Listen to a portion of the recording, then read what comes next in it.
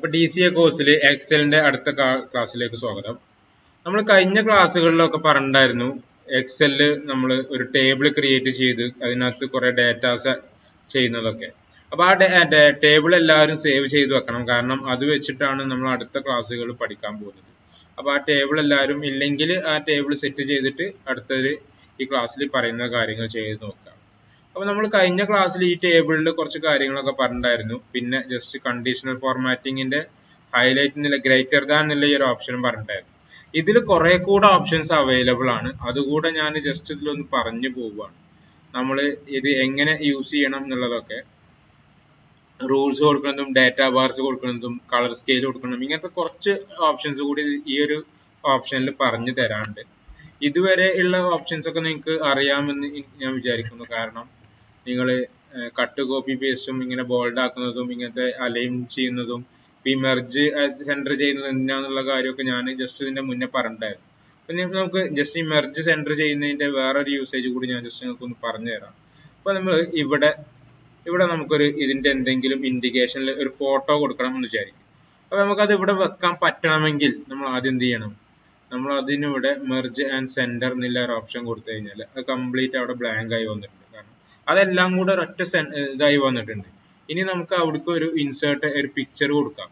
വേറെ എന്തെങ്കിലും ഒരു പിക്ചർ നമുക്ക് ഇവിടുന്ന് ഒന്ന് ഇൻസേർട്ട് ചെയ്ത് കഴിഞ്ഞാൽ നമുക്കത് അവിടെ പിക്ചർ കൊടുക്കാം. കണ്ടാ? അപ്പൊ ആ ഒരു ഓപ്ഷൻ കിട്ടാൻ വേണ്ടിയിട്ടാണ് നമ്മൾ അപ്പോൾ ജസ്റ്റ് ആ ഒരു ഇപ്പൊ നമ്മൾ ഇവിടെ ഒന്ന് ചെറുതാക്കിയാണ്ട് ഇവിടെ വെക്കുന്നുണ്ട്. അപ്പൊ നമ്മള് ഒരു ഫുട്ബോളിന്റെ ഈ ഒരു പിക്ചർ നമുക്ക് ഇവിടെ വെക്കാൻ പറ്റണമെങ്കിൽ ഇത് നമ്മൾ മെർജാൻ ചെയ്തിട്ടില്ലെങ്കിൽ നേരെ ഇതിന്റെ മുകളിൽ ഇങ്ങനെ വൈറ്റ് ആയിട്ടാണ് വരിക. അല്ലെ? അപ്പൊ നമുക്കതൊരു ബുദ്ധിമുട്ടാണ്, അത് ചെയ്യാൻ പറ്റില്ല. ഇതിപ്പോ ഒരു വൈറ്റ് ബാക്ക്ഗ്രൗണ്ടിൽ പിക്ചർ ആണെങ്കിൽ പോലും നമുക്ക് അതിന്റെ ഇത് എങ്ങനെയാണ് വരുന്നത്? ഇതിന് ഇവിടെ ചെറിയൊരു ഓപ്ഷൻ ഉണ്ട്. അത് ഞാൻ ജസ്റ്റ് ഈ ഒരു ക്ലാസ് എടുക്കുമ്പോൾ ജസ്റ്റ് ഓർമ്മിപ്പിക്കാം. ഇങ്ങനെ വൈറ്റ് ബാക്ക്ഗ്രൗണ്ട് അല്ലെങ്കിൽ ഏതെങ്കിലും ഒരു കോൺസ്റ്റന്റ് ബാക്ക്ഗ്രൗണ്ട് ഉള്ള ഒരു കളർ ഒരു പിക്ചർ ആണ് നമ്മൾ ഇതിനകത്ത് ഇമ്പോർട്ട് ചെയ്യുന്നത് എന്നുണ്ടെങ്കിൽ, ഞാൻ വേർഡിൽ ഇതൊരിക്കൽ പറഞ്ഞു പോയതാണ്. അതിന് നമുക്ക് റിമൂവ് ബാക്ക്ഗ്രൗണ്ട് എന്ന് ഇവിടെ കൊടുത്തു കഴിഞ്ഞാൽ ആ ബാക്ക്ഗ്രൗണ്ട് റിമൂവ് ചെയ്യാൻ പറയും. എന്നിട്ട് എൻ്റർ അടിച്ചു കഴിഞ്ഞാൽ ഇതൊക്കെ ഈ വൈറ്റ് അതൊക്കെ കറക്റ്റ് ആക്യുറസിയിൽ കിട്ടൂല. അതുകൊണ്ട് നമ്മൾ കീപ് ചേഞ്ചസ് എന്നുള്ളതാണ്. ഇപ്പൊ കണ്ട ആ ഇതിനകത്ത് ഇത് മാത്രം വൈറ്റ് റിമൂവ് ചെയ്തിന്. അപ്പൊ അതല്ലാതെ നമുക്ക് ഇവിടെ ഇങ്ങനെ വൈറ്റ് ആക്കിയിട്ട് നമുക്ക് ആ ഒരു പിക്ചർ ഇങ്ങോട്ട് ആഡ് ചെയ്യാം. എനിക്ക് ഇപ്പൊ ഇത് ഞാൻ ഡിലീറ്റ് ചെയ്തിട്ട് ഞാൻ വേറെ ഒന്ന് എടുത്ത് കാണിച്ചു തരാം. ഇൻസേർട്ട് ചെയ്തു പിക്ചേഴ്സ്. ഇപ്പൊ നമ്മൾ ഒരു ഈദിന്റെ ഒരു ഇതുണ്ട് അതിനകത്ത്, അത് ഞാൻ ജസ്റ്റ് എവിടേക്കെങ്കിലും ആഡ് ചെയ്യാണ്. ഇവിടെ ആഡ് ചെയ്തു. ഇതിനകത്ത് ഞാൻ ചെറുതാക്കിയിട്ട് ഇവിടെ വെച്ചു.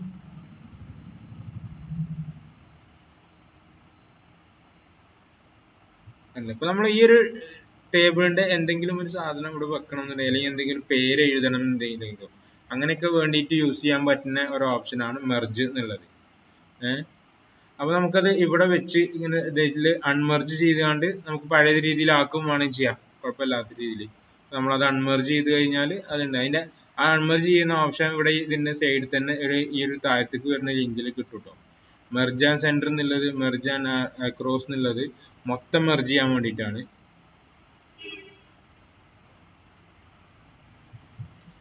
ഒരു സെല്ലുകൾ മാത്രം മെർജ് ചെയ്യാൻ വേണ്ടിയിട്ടുള്ളതാണ് ഇങ്ങനെ ഇത് അല്ലേ. അപ്പോൾ ആ ഒരു ഓപ്ഷന് ഞാൻ ഇതിന്റെ മുന്നേ പറഞ്ഞിട്ടായിരുന്നു. അത് ഇപ്പൊ ജസ്റ്റ് ഒന്ന് ഇതിൽ പറഞ്ഞു പോയി എന്നുള്ളതുള്ളൂ. ഇനി നമ്മൾ പഠിക്കാൻ പോകുന്നത് അതല്ല.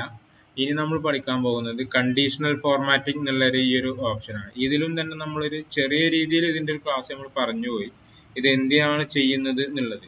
ഇപ്പോ നമ്മൾ അത് ആദ്യം ഈ എന്താണോ നമ്മൾ ചെയ്യുന്നത് അത് സെലക്ട് ചെയ്യണം. ഇപ്പൊ ഇതിനകത്ത് ഇവിടെ ഒരു 1000, 1500, 2000 എന്നുള്ള ഈ ഒരു ഇതുണ്ട്. ഇതിനകത്ത് നമ്മൾ കംപ്ലീറ്റ് സെലക്ട് ചെയ്തിട്ട് കണ്ടീഷണൽ ഫോർമാറ്റിംഗിൽ ഹൈലൈറ്റ്സിൽ ഗ്രേറ്റർ ദാനിൽ ഇട്ടു. ഇനിയിപ്പോ 500 മുകൾക്കുള്ളതൊക്കെ വേറെ കളറും 500 താഴത്തേക്കുള്ളത് വേറെ കളറും ആക്കണമെങ്കിൽ നമ്മൾ ചെയ്യേണ്ട ഒരു കാര്യമാണ്. ഇവിടെ നമ്മൾ ഇവിടെ 1500 ഓൾറെഡി വന്നിട്ടുണ്ട്, നമ്മൾ 500 ആക്കി കൊടുത്തു. അപ്പൊ 500 മുകൾക്കുള്ളതൊക്കെ വേറെ കളറും 500 താഴെ വേറെ കളറും ആക്കാൻ വേണ്ടിയിട്ടാണ്. അപ്പൊ അല്ലേ 1000, 2000, 3000 ഒക്കെ വേറെ കളർ വന്നിട്ടുണ്ട്. ഇനി നമ്മൾ ഇങ്ങനെ ഒന്നും കൂടെ സെലക്ട് ചെയ്തു. ഗ്രേറ്റർ ദാനിൽ തന്നെ ലെസ് ദാൻ ഉണ്ട്, അതിന് നമ്മൾ ഒരു 500 തന്നെ കൊടുത്തു വിചാരിക്കും. അപ്പോൾ 500 അല്ല, ഇതിന്റെ ജസ്റ്റ് കളർ ഒന്ന് മാറ്റണമായിരുന്നു, കാരണം എന്നാലേ അത് മനസ്സിലാവുള്ളൂ. ലെസ് ദാൻ എന്നുള്ളതിന്റെ ഇവിടെ ക്ലിക്ക് ചെയ്തിട്ട് 500 ആക്കിയപ്പോൾ തന്നെ 500 ആക്കുക. ഇവിടെ കളറ് യെല്ലോ എന്നുള്ളതാക്കുക. ഓക്കെ, ഇപ്പോ ഇത് കണ്ടില്ലേ, ഇത് 500 താഴത്തേക്കുള്ളത് വേറെ കളറും 500 മുകൾക്കുള്ളത് വേറെ കളറുമായി. ഇനി അതുപോലെ തന്നെ ഉള്ള വേറൊരു ഓപ്ഷനാണ് ഡേറ്റ ബാർസ് എന്നുള്ളത്. നമുക്കത് ആ ഒരു എമൗണ്ടിനെ ഇപ്പൊ നമ്മളൊരു 100 മുതൽ ഉള്ള ഒരു 100 വരെയുള്ള സംഖ്യ നമ്മൾ ഇതിനകത്ത് ഇടാണെന്ന് വിചാരിച്ചു. ഫോർ എക്സാമ്പിൾ ഇപ്പൊ ഞാൻ ഇവരുടെ ഏജ് ഉണ്ട്, ഏജിനെ നമ്മൾ ഇങ്ങനെ ഇതാക്കി സെലക്ട് ചെയ്തു, ഡേറ്റ ബാർസ് എടുത്തിട്ട് ഡേറ്റ ബാർസ് എന്നുള്ളത് കൊടുത്തു എന്ന് വിചാരിക്കും. കണ്ടോ, ഇപ്പൊ മറ്റേ ഏറ്റവും കൂടുതലുള്ള എമൗണ്ട് കാണിച്ച് മറ്റേ പച്ചയിൽ കാണിക്കുന്നുണ്ട്, അല്ലെങ്കിൽ കുറവുള്ളത് ഇവിടെ ഇപ്പൊ 12 ആണ് ഏറ്റവും കുറഞ്ഞതായതുകൊണ്ടാണ് അങ്ങനെ കാണിക്കുന്നത്. ഇങ്ങനെ ഈ ഒരു ഡേറ്റ ബാർസ് ക്രിയേറ്റ് ചെയ്യാനാണ് നമ്മൾ ഇവിടെ ഇത് ഉപയോഗിക്കുന്നത്. ഓക്കെ, മനസ്സിലായി എന്ന് ഞാൻ വിചാരിക്കുന്നു. ഇപ്പൊ നമ്മൾ ജസ്റ്റ് ഇതൊന്ന് കണക്ട് ചെയ്ത് ഇതൊന്ന് സെലക്ട് ചെയ്തിട്ട് ഞാൻ ഇതിൽ അടുത്ത് കാണിച്ചു തരാം. ഡേറ്റ ബാർസിൽ ഒരു ഇത് ഞാൻ ചെയ്തു. ഇപ്പൊ കണ്ടോ, ആ ഒരു ഇതെന്താണ് ഉദ്ദേശം എന്ന് ചോദിച്ചാല്,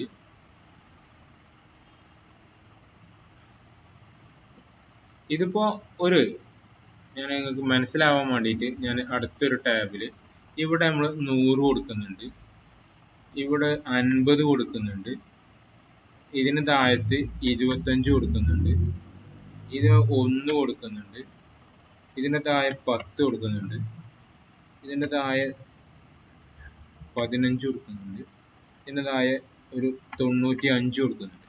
ഇപ്പൊ ഇത് ആ ഒരു ഓപ്ഷൻ നിങ്ങൾക്ക് മനസ്സിലാകാൻ വേണ്ടിയിട്ടാണ് ഞാൻ ഇത് പുതുതായിട്ട് ഇവിടെ ഒരു ചാർട്ട് ക്രിയേറ്റ് ചെയ്തത്.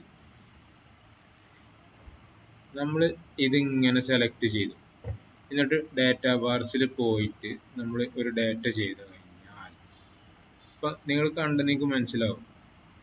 ഇപ്പൊ 95 ഉള്ളത് ഏകദേശം ഫുള്ളിനോട് അടുത്ത് നിൽക്കുന്നുണ്ട്, 15 ഉള്ളത് ഇവിടെ എത്തിയിട്ടുള്ളൂ, 1 ഉള്ളത് ഇവിടെ ജസ്റ്റ് ഒരു ബാറായി കിടക്കുകയാണ്, ഇങ്ങനെ 100 ഉള്ളത് കംപ്ലീറ്റ് ആയി കിടക്കുകയാണ്, 50 ഉള്ളത് പകുതിയിൽ നിൽക്കുകയാണ്, 25 ഉള്ളത് ഏകദേശം കാൽഭാഗത്തിൽ നിൽക്കും. ഇങ്ങനെ ബാർ ക്രിയേറ്റ് ചെയ്തുകൊണ്ട് നമുക്കൊരു ഡേറ്റ കാണിക്കണമെങ്കിൽ അതിന് ഉപയോഗിക്കാൻ പറ്റുന്ന, അതിന് ടേബിളിൽ ഉപയോഗിക്കാൻ പറ്റുന്ന ഒരു ഓപ്ഷനാണ് ഈ കണ്ടീഷണൽ ഫോർമാറ്റിംഗിൽ ഹൈലൈറ്റ്സിൽ ലെസ് ദാന് ഇങ്ങനെ ഇതിലൊക്കെ കൊടുക്കുന്നത് പോലെ തന്നെയാണ് ഡേറ്റ ബാർസ് എന്നുള്ളത്.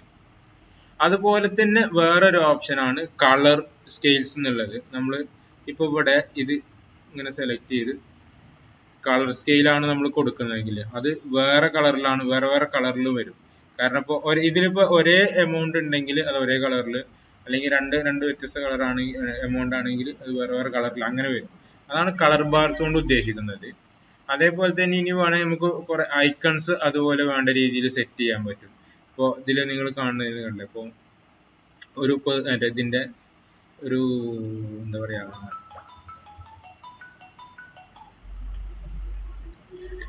ഹലോ അലൈഹിസ്സലാം, ഓഫീസിലുണ്ട്.